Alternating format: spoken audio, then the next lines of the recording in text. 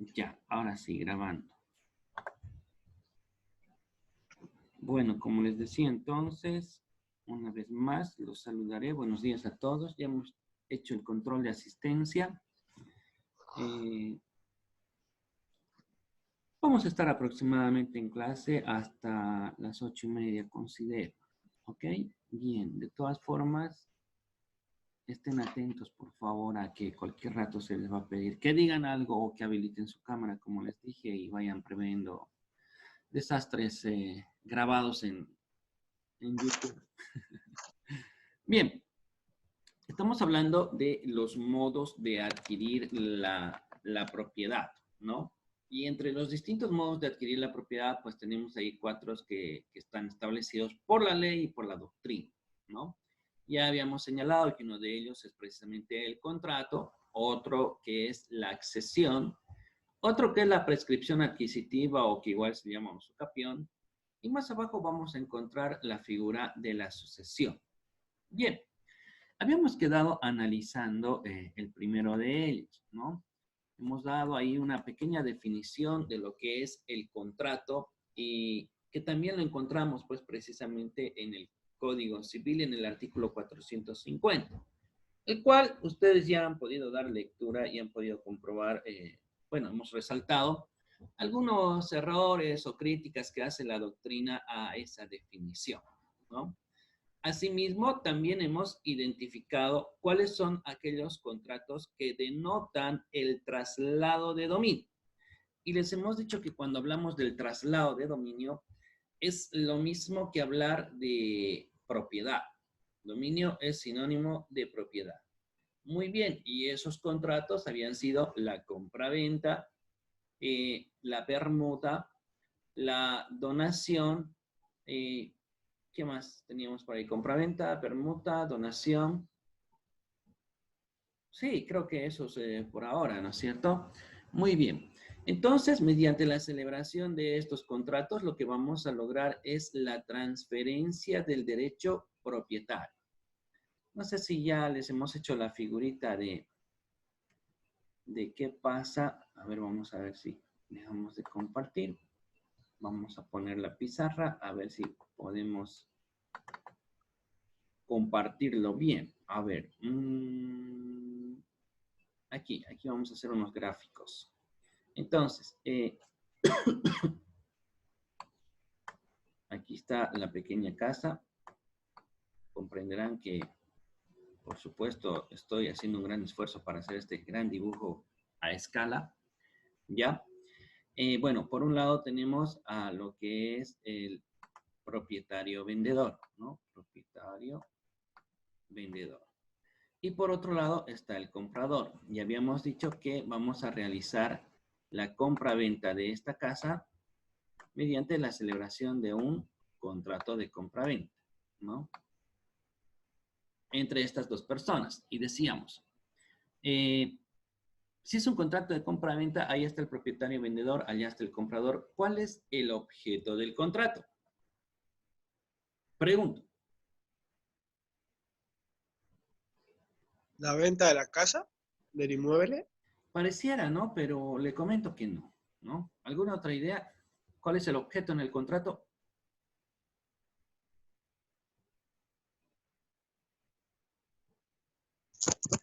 La transferencia, que bueno, es lo mismo que la compraventa. Sí, bueno, técnicamente estamos hablando de que el objeto del contrato es lograr la transferencia del derecho propietario, ¿no? Ok, que lo tiene este sujeto, o sea, el propietario y vendedor, y que eso tiene que llegar a este otro sujeto que sería el comprador. Y la pregunta surgía también bajo el entendido, y si ese es el objeto del contrato, ¿qué diablos es la casa? ¿No? La casa es el objeto cosa en el contrato, ¿no? Porque en realidad el objeto en sí es la transmisión del derecho propietario que está aquí, ¿ok? Muy bien. A ver, dejamos de compartir y volvemos otra vez a el texto. Por eso decimos, ¿no? Que en realidad estamos hablando de una transmisión de derechos. Esto se va a transferir a otras personas mediante la celebración de cualquiera de los contratos que hemos señalado, sea compra-venta, sea donación, sea permuta. Bueno, se supone que además de ello, se tienen pues que realizar algunos trámites para lograr que ese bien inmueble finalmente esté inscrito pues en derechos reales y pueda ser susceptible de protección. Cabe recalcar que por más que esto se encuentre registrado en derechos reales, no significa que el bien se encuentre total y completamente protegido y absolutamente blindado. No. En realidad sí hay una protección, pero si tú no vas a cumplir con el ejercicio pleno de tu derecho, pues el mismo puede ser vulnerado por otra persona, ¿no? Precisamente estamos hablando que si hay alguien que se encuentra en posesión del bien, pues puede generar más adelante la constitución de un posible derecho propietario. Por ende, no basta con que esté inscrito en derechos reales, sino que en realidad tú tienes que constantemente pues estar ejerciendo tu derecho propietario y que el bien no se encuentre, ¿no es cierto?, de forma ociosa, sin cumplir con la función económico-social. Precisamente de eso habla lo que es la inscripción registral. Generalmente los contratos que denotan el traslado de dominio, pero ojo, estamos hablando de bienes muebles que son sujetos a registro o de bienes inmuebles que también son sujetos a registro. Entonces, todos estos contratos que denotan el traslado de dominio,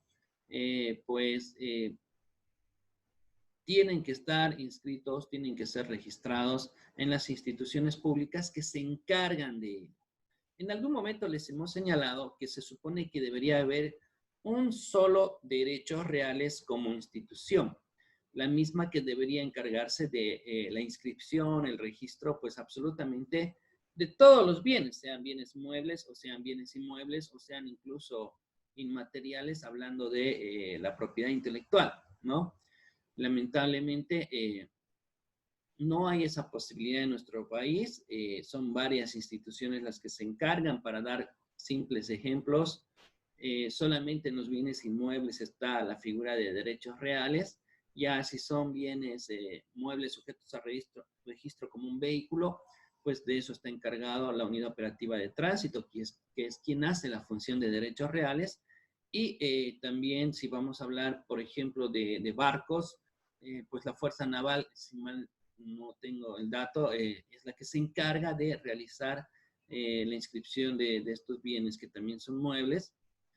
Y si hablamos de aeronaves, pues la Dirección General de Aeronáutica Civil será la que se encarga del registro de inscripción. Y así, sucesivamente, ¿no? Hay prácticamente para cada tipo de bien que es sujeto a registro, está la institución que se encarga de su inscripción, ¿no?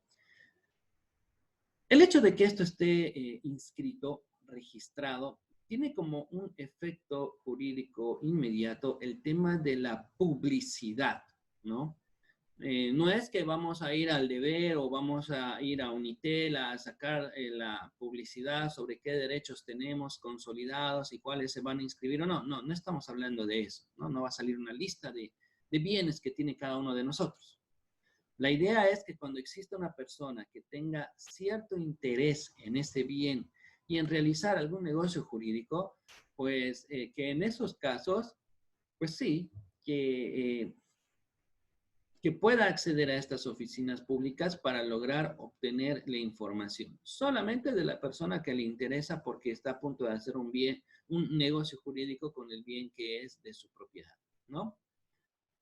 No debemos olvidar también que cuestiones de posesión y tradición, pues no son susceptibles de inscripción precisamente porque no son un derecho. Imagínense si tendríamos que inscribir la posesión, sería muy fluctuante porque cambiarían constantemente. ¿Cuál es el valor de la inscripción? Bueno, en este caso, la inscripción, como les dije, tiene una finalidad de dar publicidad y a su vez el hecho de que tu derecho es público se hace oponible para contra todos los demás, ¿no? Entonces, te da la posibilidad de que si en algún momento ese derecho es vulnerado, pues hablando de un bien inmueble, la entidad que va a acreditar y certificar la propiedad del mismo sería derechos reales como tal.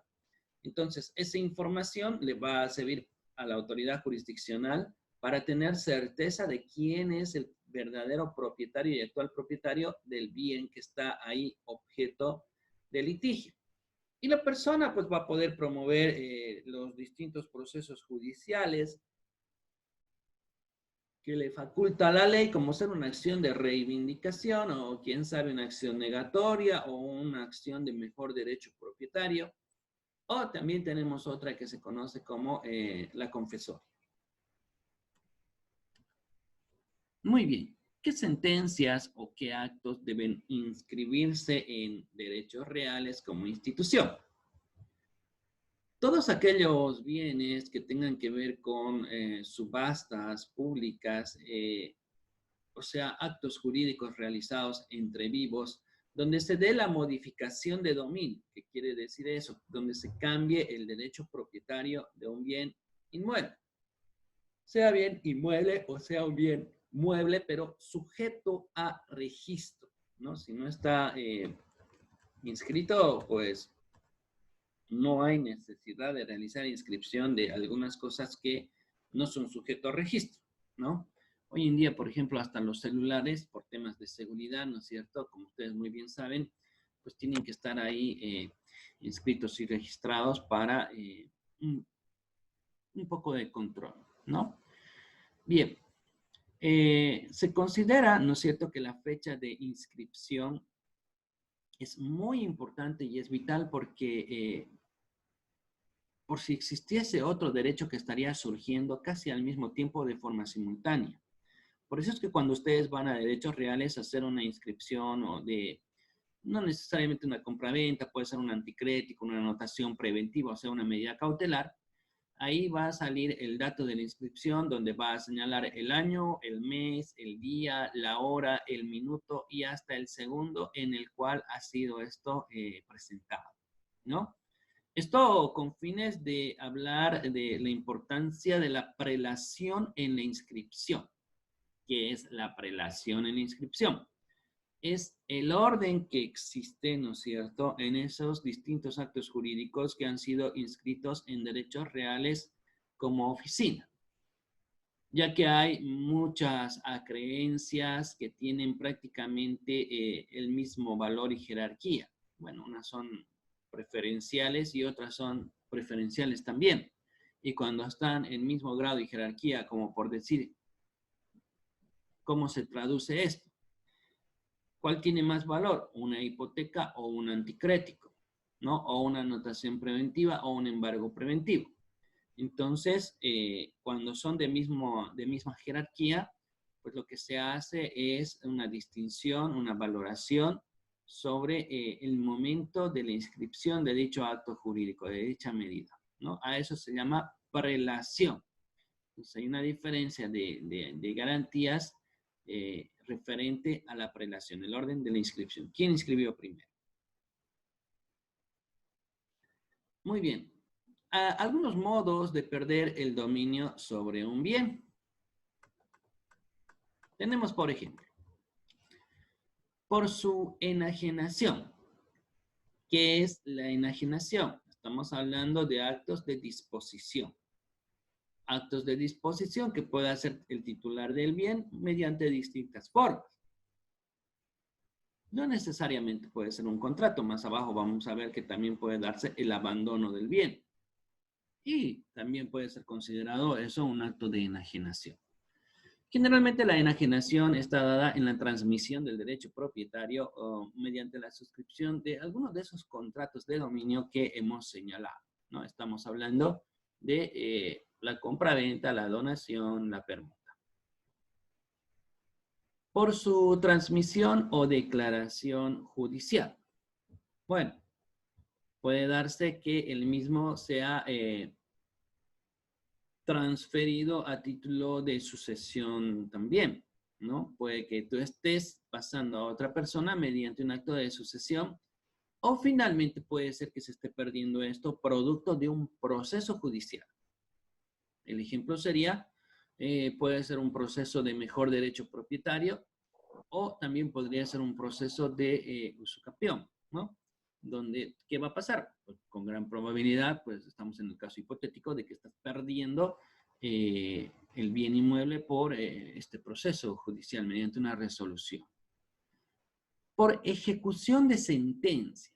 Bueno, ¿cuál es la diferencia de una declaración judicial a una ejecución de sentencia? Vamos a tratar de graficar en la pizarra. Para ello vamos a dejar de compartir acá. Y ponemos pizarra.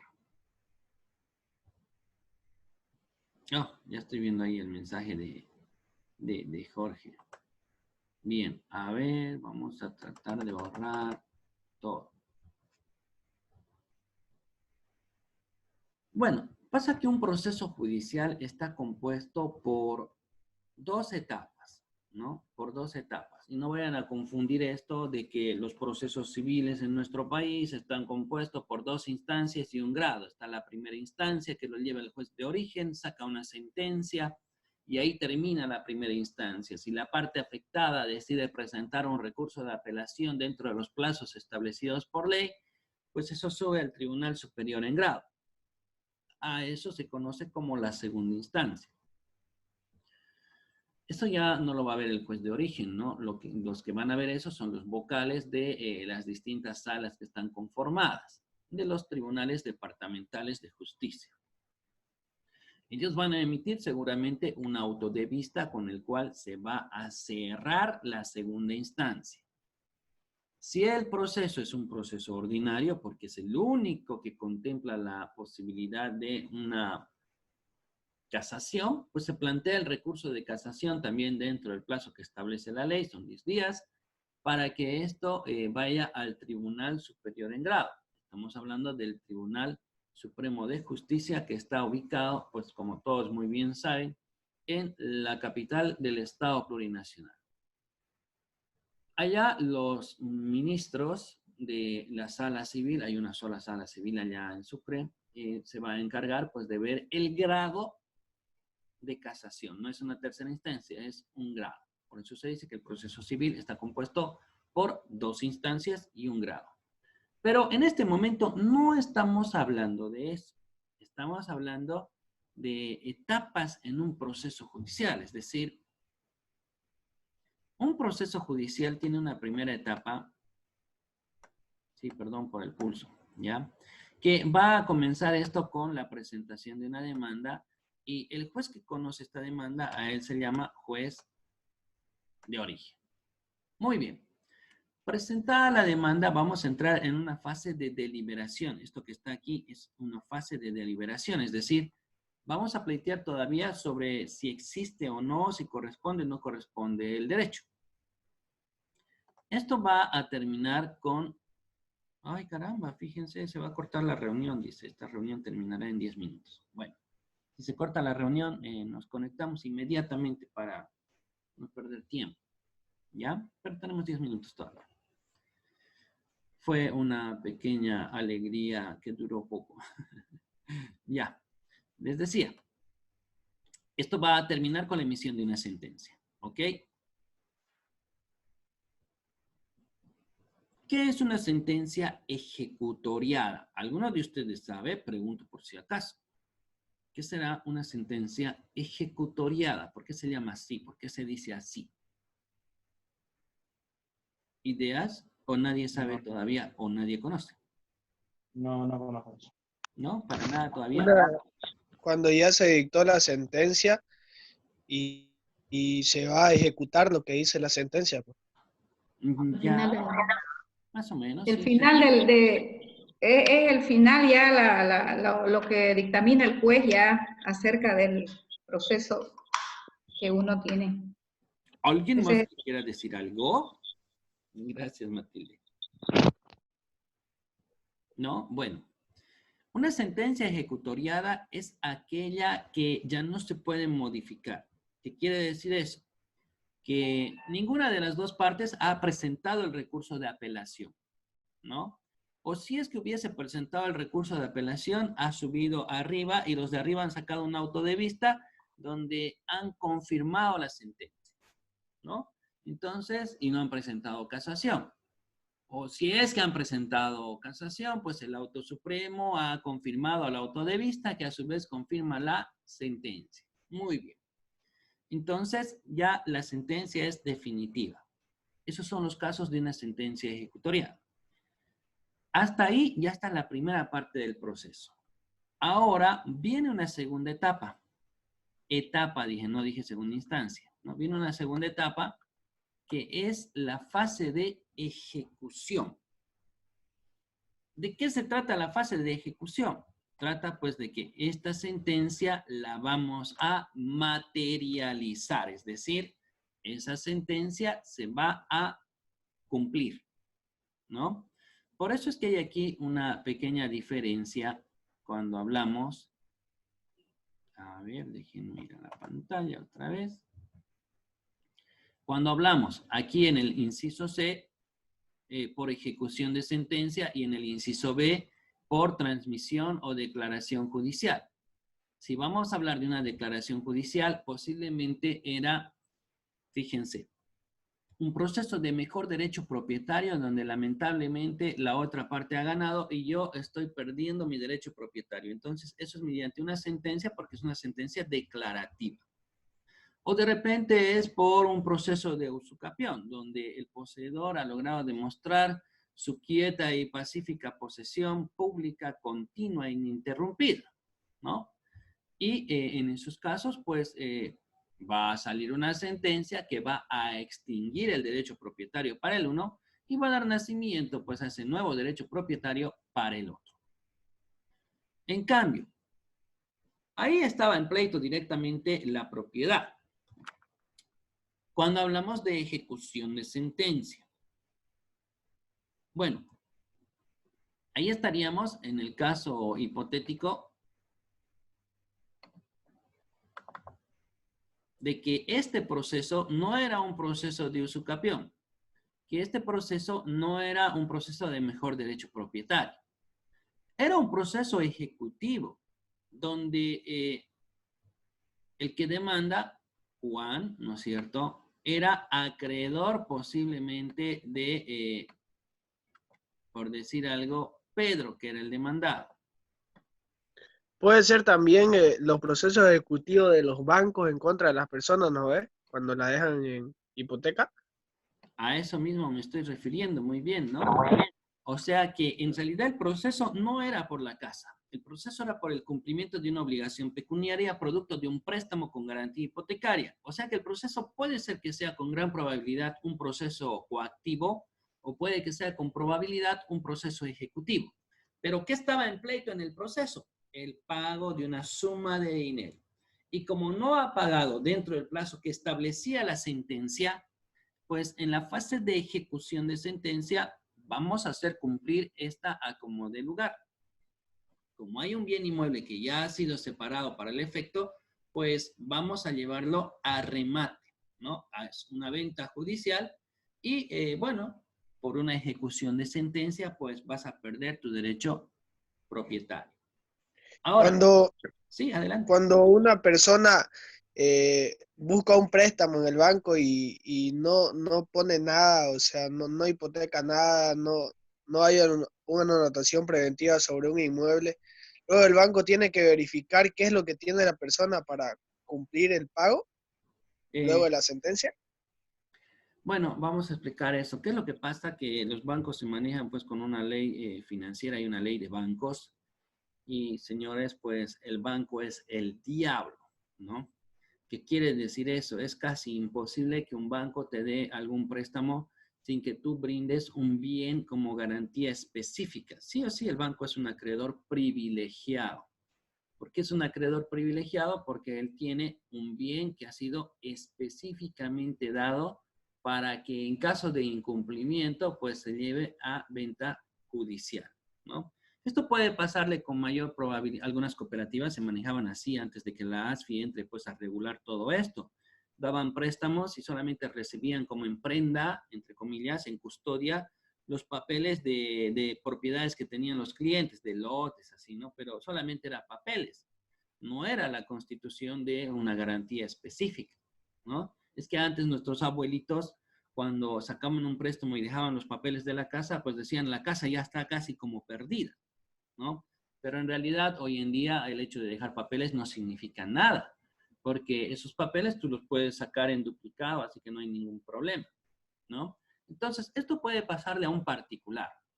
Digamos que Alejandro Egues, pues, se preste de Moisés Justiniano una suma de dinero, y como ustedes muy bien saben, pues los contratos son realizados ante la presencia de la buena fe, se presume, ¿no es cierto?, una presunción de carácter juris tanto, un artículo 520 del Código Civil, y confiando en él, pues le va a prestar el dinero.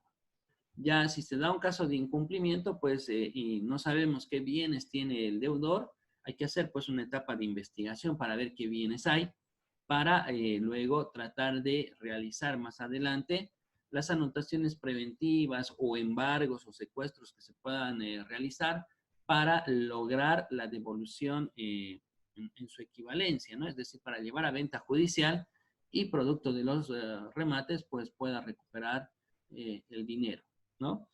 En un proceso ejecutivo se supone que el actor no va detrás de la casa que está dada en garantía. Él va detrás de lo principal, o sea, el cumplimiento de la obligación. Lo mismo pasa con el banco. Al banco no le interesa quedarse con tu casa. Al banco lo que más le interesa es que tú le pagues. Pero finalmente, pues si no se cumple con ello, por supuesto que va a ir a remate o venta judicial. Pero como verán ustedes, lo que estábamos peleando aquí es totalmente distinto, pero en ejecución de sentencia hemos extinguido un derecho propietario porque no se ha dado el cumplimiento de la obligación pecuniaria. Ahí la diferencia entre ese punto que señalaba. No sé si hay alguna pregunta mientras vuelvo a la pantalla. Chicos, ¿están ahí? Dice, ¿puedo hacer entonces un pequeño así como resumen entre la diferencia entre declaración judicial y por ejecución? O sea, después de todo lo que explicó, algo así como corto. Claro, no hay problema. Les decía, una declaración judicial es que, bueno, tenemos menos de un minuto para la conversación, pero a ver, vamos a ver si da. Una vez que se corte la comunicación, pero nos volvemos a conectar todos inmediatamente. No es tan rápido porque ahora estoy trabajando en la computadora, entonces tarda un poquito más que yo habilite la sala de espera, pero pongámosles un compás de 5 minutos tal vez, ¿no? O 3 minutos. Ya, una declaración judicial es perder tu derecho propietario por algún proceso judicial donde tu derecho propietario ya estaba siendo atacado de forma directa, ¿no? Puede ser un proceso de usucapión o puede ser un proceso de mejor derecho propietario, ¿no? Eso sería el tema de un proceso o una declaración judicial, porque en sentencia pues se va a declarar la existencia o no de tu derecho. Mientras que